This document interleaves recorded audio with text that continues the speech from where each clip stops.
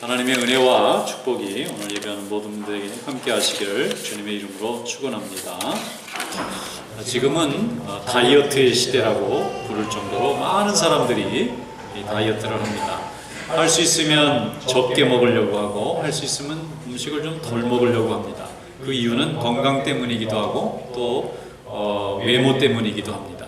그만큼 먹는 게 넘친다는 겁니다. 과거에는 먹을 것이 부족해서 먹을 게 필요해서 또 수고를 많이 했는데 지금은 먹을 게 너무 많으니까 뭘 먹느냐는 선택이 굉장히 중요합니다. 많이 먹는 것이 아니라 유익한 것을 먹어야 되고 또 내 몸에 또 내 건강에 유익이 되는 음식을 골라서 먹어야 되는 그런 고민도 생겼습니다. 그런데 이 모든 다이어트의 기본이 뭔가 하면은 간식이 아니라 주식을 잘 먹어야 된다는 것입니다. 간식을 너무 많이 먹다 보면 균형을 잃어버리기가 쉽습니다. 우리 몸에는 하루에 꼭 필요한 영양소가 있는데 이것이 주식을 통해서 잘 공급이 되면 건강한 몸과 건강한 생활을 유지할 수가 있어요. 그런데 몸에 맞는 음식이 아닌데도 너무 달거나 또 너무 내가 좋아하는 음식이라고 해서 너무 치우쳐서 먹게 되면은 이 건강을 음식으로 인해서 잃어버릴 수가 있다는 거예요. 요즘 삼시세끼라는 말이 꽤 많이 유행합니다. 예전에는 당연하게 생각하고 삼시세끼라고 하는 말이 그거 안 먹으면은 이게 굶을 수가 있기 때문에 그 말이 중요했는데 요즘에는 그 삼시세끼가 어떻게 균형 있는 밥을 먹느냐 하는 것과 관련이 있어요. 삼시세끼를 잘 챙겨 먹으면 평생 건강에 유익하다는 겁니다. 신앙생활에도 평생 우리가 하나님 앞에서 신앙생활하는 것이기 때문에 건강한 신앙을 유지해야 될 줄로 믿습니다. 이를 위해서 꼭 필요한 것도 역시 주식에 해당하는 말씀이라고 볼 수가 있어요. 하나님이 우리에게 주시는 주식은, 매일 먹어야 되는 주식은 하나님의 말씀이고, 간식은 가끔씩 은혜 받는 간증이나 특별한 신비나 혹은 체험이나 기적이나 이런 것이 간식이라고 볼 수가 있어요.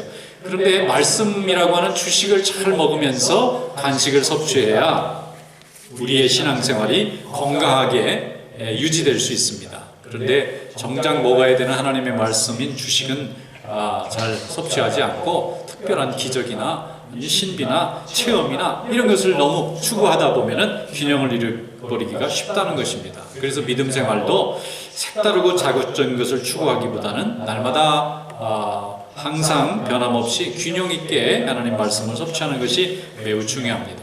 오늘 본문 말씀에 보면은 예수님 시대에도 뭔가 자극적이고 색다른 것을 추구하는 무리들이 참 많았던 것으로 보입니다. 이 사람들은 예수님의 기적에 매달립니다. 그리고 기적을 날마다 요구합니다. 예수님께서는 이들을 통해서 하나님의 말씀을 붙잡고 사는 삶이 얼마나 중요한가 하는 것을 말씀해 줍니다. 오늘 성경 말씀을 다 같이 한번 열어보겠습니다. 요한복음 6장 26절부터 29절 말씀까지 우리 다 함께 한 목소리로 읽어보겠습니다.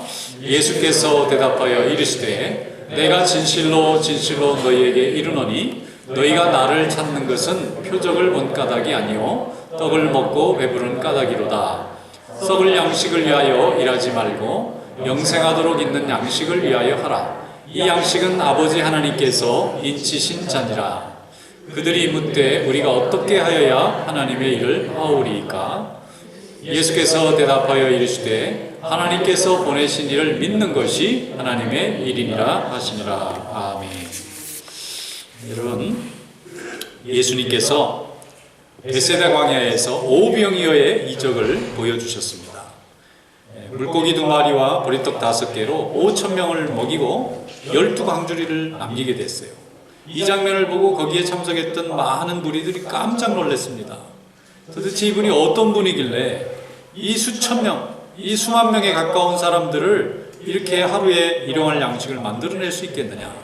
이분을 모시고 우리가 왕을 삼는다면 경제 문제도 정치 문제도 독립의 문제도 다 해결될 수 있는 굉장히 훌륭한 왕이 되겠구나 생각해서 그때부터 사람들이 아주 목을 메고 예수님을 왕을 삼으려고 따라다닙니다. 예수님이 저들의 마음속에 하나님의 영광을 보기보다는 세상의 영광을 바라보는 것을 아시고 제자들이 거기에 혹시 현혹될까봐 먼저 배를 태워가지고 바다 반대쪽 가버나움으로 얼른 보내주셨어요. 제자들은 예수님이 왜 사람들이 이렇게 좋아할 때 좀 이 기쁨을 나누게 하질 않으시고 우리를 그 가운데서 빼서 저렇게 한적한 곳으로 보내시는지 섭섭한 마음이 많았을 겁니다. 그런데 그 후에 풍랑을 만나고 예수님이 물 위를 걸어오시고 함께 배를 타고 반대편 바다를 건너서 가버나움 땅으로 가버리셨어요. 나중에 무리들이 예수님은 산에 올라가시고 제자들은 배를 타고 가는 것만 보고 산에서 내려올 예수님을 기다렸는데 예수님이 안 오시고 안 보이는 거예요. 그러다가 다시 육로를 통해서 호숫가를 반대로 거슬러 가지고 가버나움에 도착해 보니까 예수님하고 제자들이 거기 있잖아요. 오늘 말씀은 바로 그겁니다. 예수님 어떻게 여기로 오셨습니까? 첫 마디예요. 어떻게 예수님이 여기 오셨습니까? 이것도 너무 신기한 거예요. 예수님은 분명히 배 타고 간 거 안 봤는데 예수님이 와 계시니까 물 위를 걸어서 오신 건 알 길이 없고 이것도 기적입니다. 그래서 그들이 예수님에게 찾아와서 많은 무리들이 모여서 예수님에게 다 매달리는 거예요. 그러니까 예수님이 하시는 말씀이 뭐냐면 여러분들이 표적을 봤기 때문에 온 게 아니라 떡을 먹었기 때문에 왔다고 말하는 거예요. 표적이라는 것은 뭐냐면은 그 표적을 통해서 하나님이 우리와 함께 하신다는 것을 아는 것입니다. 오병이어의 사건이 일어나면 이게 떡의 문제가 아니라 하나님이 살아계시구나, 이 예수님을 통해서 하나님이 우리에게 은혜를 베푸셨구나 하는 게 영광을 돌려야 되는데 예수님이 바라보시니까 거기에 몰려온 무리들은 하나님의 영광은 지금 생각지 아니하고 세상의 영광을 바라보기 위해서 이 떡을 만들어낼 수 있는 분을 붙잡아야 되겠다는 생각으로 다 몰려든 거예요. 색다른 양식을 구하는 것입니다. 색다른 양식을 더 만들어 달라고 온 겁니다. 매일 이렇게 기적을 보여서 우리가 일하지 않고도 먹을 수 있는 길이 있으면 좀 만들어 달라고 몰려왔어요. 그때 예수님은 양식은 하나님께서 주시는 거지 이렇게 매일 기적을 통해서 이루어지는 게 아니라는 것을 말씀합니다. 하나님이 보내신 일을 믿는 것이 이게 하나님의 일이다 라고 말씀해 줍니다. 먹는 것보다 믿는 것이 먼저라고 말씀해요. 여러분이 기적을 체험하면 참 기쁘고 또 흥분도 되고 굉장히 열정도 생깁니다만은 기적보다 더 중요한 것은 믿음입니다. 하나님께서 우리와 함께 하신다는 믿음이 없으면 기적도 없습니다. 믿음의 기본이 서면 날마다 우리는 기적을 체험할 수 있어요. 기적이 날마다 일어나는 능력이 나타납니다. 그런데 믿음은 외면하고 기적만 달라고 매달리면은 이것이 썩는 양식이 되는 거예요. 그래서 예수님은 썩는 양식과 영생하는 양식에 대한 이야기를 꺼내서 설명해 주셨습니다. 지금 찾아온 사람들은 날마다 하나님 예수님에게 와서 썩는 양식만 구하고 있다는 것입니다. 그 썩는 양식의 핵심이 뭔가 하면은 일하지 않고도 먹고 살 길을 달라는 거예요. 일하지 않고 수고하지 않고 땀 흘리지 않고도 날마다 먹을 게 있다면은 예수님 그걸 주십시오. 예수님이 수가성에 가서 여인을 만나는데 그 수가성 여인이 날마다 우물을 길러 오잖아요. 사람들 눈을 피하면서 괴로운 마음으로 물을 길러 옵니다. 예수님을 만나서 예수님에게 하는 얘기가 뭐냐면 이렇게 물을 길러 오지 않아도 마실 수 있는 물이 있으면 달라는 거예요. 내가 영원히 목마르지 않는 물을 주겠다. 그러니까 그러면 예수님 내가 매일 물 길러 오지 않고도 마실 수 있는 물을 주소서.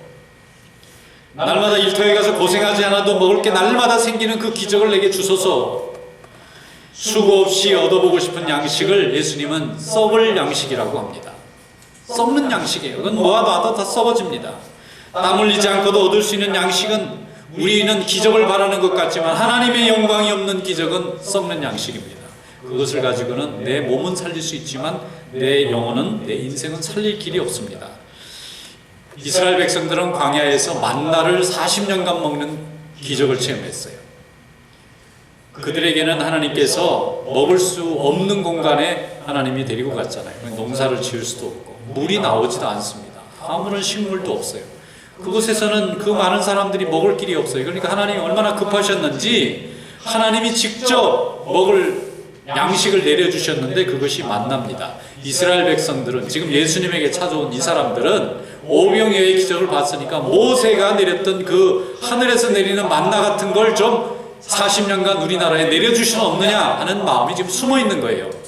그러니까 예수님이 썩을 양식을 구하러 왔다는 겁니다. 하나님의 영광을 바라는 것이 아니라 하나님의 일을 하기 위해서 먹을 것을 구하는 것이 아니라 썩을 양식을 구하는 것입니다. 하나님이 나의 필요를 채워달라는 것입니다. 중요한 것은 만나를 먹는 그 만나가 중요한 것이 아니라 만나를 주고 계시는 하나님을 달라고 해야 되는데, 얘들은 하나님은 안 보이고 그 모세 시대에 있었던 그 만나 같은 거 우리한테 좀 이 시대에도 내려주실 수 없느냐는 것입니다. 예수님은 그걸 당장 썩을 양식이라고 했습니다. 주시는 하나님은 안 보이고 입에 들어가는 양식, 그 기적의 양식, 땀 흘리지 않고도 내게 줄 수 있는 그런 양식이 있다면 달라면 이것은 다 썩어지는 양식이라는 겁니다. 영생하도록 있는 양식은 입에 들어가는 양식이 아니라 그것을 통해서 하나님, 그걸 공급해 주시는 하나님이 보이는 양식이 영생하는 양식인 줄로 믿습니다. 그걸 보고 예수님은 그리스도 자신을 설명했습니다. 나를 믿는 것이 양식을 먹는 거라는 거예요. 날마다 우리에게 먹을 것과 입을 것을 공급해 주시는 하나님이 예수 그리스도의 성육신을 통하여 하나님의 모습을 보여주셨어요. 예수님은 나를 믿는 자가 하나님을 믿는 자라 그랬어요. 하나님을 믿는 그것이 바로 하나님의 일을 하는 거고, 그 수고가, 그 믿는 수고가 하나님의 일을 하는 수고라는 거예요. 그럼 모든 것이 열려지는 것입니다. 여리고의 삭개오는 많은 재물을 가졌던 사람입니다. 그는 악한 방법으로 많은 재물을 얻었어요. 그의 집에는 양식이 넘쳐났습니다. 수많은 재물이 넘쳐났어요. 많은 사람들이 그와 줄을 대고 잘 지내보려고 했을 겁니다. 그런데 그가 그 많은 일용할 양식을 가지고 기쁜 것이 아니라 불행을 느꼈어요. 아무런 의미를 못 느꼈습니다.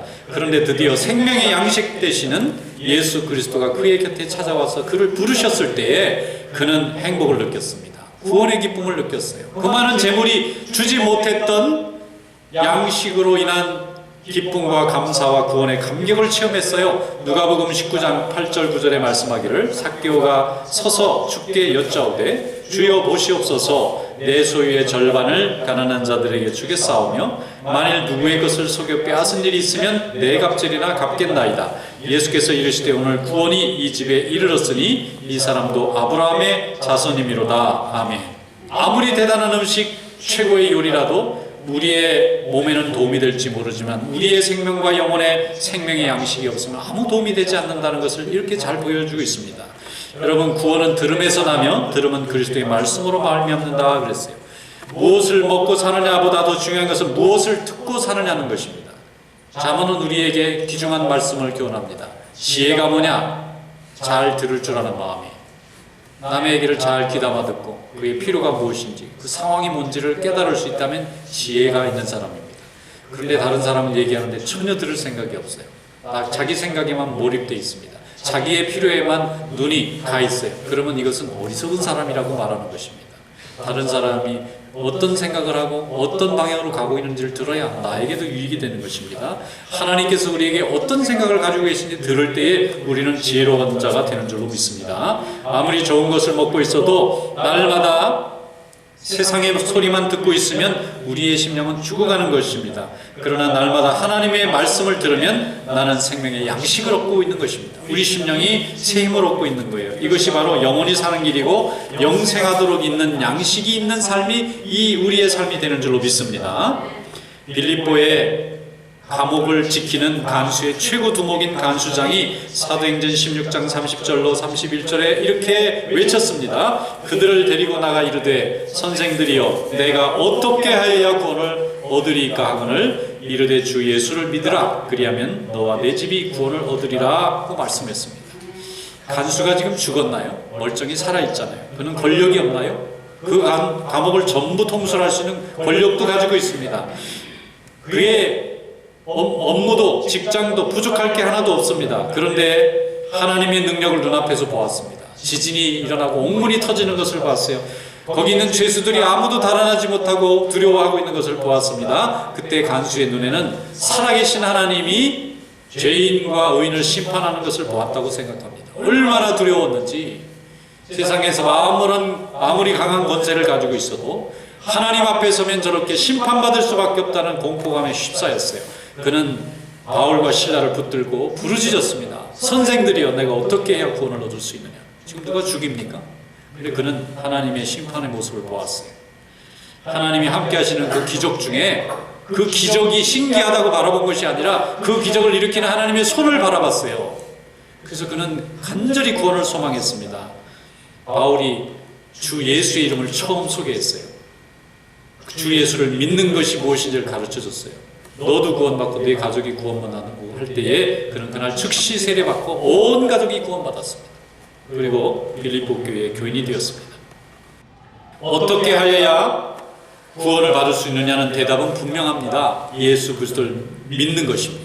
그분의 이름을 믿고 그분의 능력을 믿고 그분의 존재를 믿고 그분의 은혜를 믿는 것입니다. 이것을 믿고 내 마음속에 확신하기만 하면 그 믿음을 통하여 모든 기적은 날마다 우리 가운데 쏟아지게 될 줄로 믿습니다. 그러므로 믿는 것이 구원을 받는 시작입니다. 어떤 권사님이 전도를 해야 된다 그러니까 권사님이 전도를 하시게 됐어요. 그래서 이제 만나는 새댁을 만나가지고 예수를 믿게 하고 교회에 나와라 그랬더니 나오겠다 그랬어요. 그래가지고 이제 첫 주일이 됐는데 이제 배가 이렇게 임신한 새댁이 권사님이 전도하니까 이제 교회로 온 거예요. 그래서 예배를 드리는데 그날 성찬식을 하는 날이었어요. 그래서 사람들이 다 성찬에 이제 참여하게 되는데 목사님이 인도하면서 세례교인들께서 참여하시기 바랍니다. 그랬는데 이 사람이 뭐 세례교인이 뭔지 알 길이 없잖아요. 그런데 이제 성찬식이 쫙 시작이 됐는데 다 떡도 받아서 먹고 포도주도 받았습니다. 너무 경건하고 아름다운 모습으로 받아보니까 이 세대기 홀랑 다 먹어버렸어요. 자기도 받아먹은 거예요. 먹으면 안 되는 건데 뭘 모르니까 받아먹은 거예요. 이게 권사님이 없어 보니까 자기가 데려온 전도한 사람이 이 교회법을 모르고 이 세례도 안 받은 사람이 떡도 준다고 얼른 받아서 먹고 포도주도 받아서 먹으니까 큰일 난 거예요 이거. 끝난 다음에 이걸 먹으면 어떡하냐 그러니까 먹으면 안 되나요? 그건 세례 받은 사람만 먹는 거라. 저는 몰랐다고. 근데 왜 먹었냐 그러니까 혹시 태아에 좀 보탬이 될까 싶어서 뭐 어디 좋은 걸 먹는 것 같은데 지금 아이가 임신해서 아이가 자라고 있잖아요. 그러니까 이거 먹으면 아이한테 굉장히 좋을 것 같은 생각이 들어요. 그래가지고 그 책망을 하니까 모르는 사람이 오자마자 잘못해서 야단을 맞으니까 또 마음이 상해가지고 교회를 또 안 나온다는 거예요. 그래서 저한테 보고를 하잖아요. 목사님 참 좋겠네요. 권사님 그럴 때는 그렇게 말씀하지 말고 이제 이 떡과 포도주를 항상 먹을 수 있도록 내가 좋은 길을 알려줄 테니까 세례를 받으라 그러면 되지 않느냐고. 세례를 받으라고. 그 좋은 거를 항상 먹을 수 있는 퍼밋을 줄 테니까 세례를 받아라 그러면 계속 받아. 매주 교회를 나왔을 텐데 잘 모르는 이 초신자한테 이걸 먹어야 되는지 안 먹는지 설명도 없이 야단부터 치니까 이분이 놀래가지고 그렇게 된 게 아니냐. 제가 잘못 생각했다는 거예요. 이 떡과 포도주는 밖에 나가 다 살 수 있어요. 이것을 먹는 거는 몸으로는 먹지만 우리 마음에는 예수 그리스도의 보혈의 또 그 몸의 동참함으로 인해서 우리 마음이 날마다 하나님 앞에 새로워지는 믿음으로 나가자고 하는 거니까 그거를 잘 가르쳐 줬으면 좋았을 텐데 이제 다음번에는 잘 가르쳐 주시라고 이랬더니 이 권사님 그 다음에 또 잘 가르쳐 주시는 거예요. 여러분 무엇입니까? 우리가 하나님께서 우리에게 주신 많은 양식이 있는데 그걸 통해서 하나님 살아계신 것을 깨닫고 바라보고 영광 돌리는 데 목적이 있는 거예요. 우리의 모든 양식은 다 그렇게 되어 있어요. 요한복음 6장 35절에 말씀합니다. 예수께서 이르시되 나는 생명의 떡이니 내게 오는 자는 결코 줄이지 아니할 터이요 나를 믿는 자는 영원히 목마르지 아니하리라. 이게 영혼의 양식을 말씀하고 있어요. 오늘도 이 주님의 양식, 주님의 이 생수가 여러분의 생수가 되고 여러분의 몸이 되어서 하나님께 영광을 돌리는 삶이 되시기를 주님의 이름으로 축원합니다. 기도하겠습니다. 거룩하신 하나님 아버지 감사합니다. 오늘도 저희들에게 큰 은혜를 내려주시고 주님의 거룩한 몸에 참여하는 삶을 허락해 주신 것 감사합니다. 주님의 나라와 영광을 바라보며 날마다 헌신하며 복음을 전하며 주님의 나라 확장에 귀하게 쓰임받는 삶이 될 수 있도록 은혜를 베풀어 주시옵소서. 예수님의 이름으로 감사하며 기도드리옵나이다. 아멘.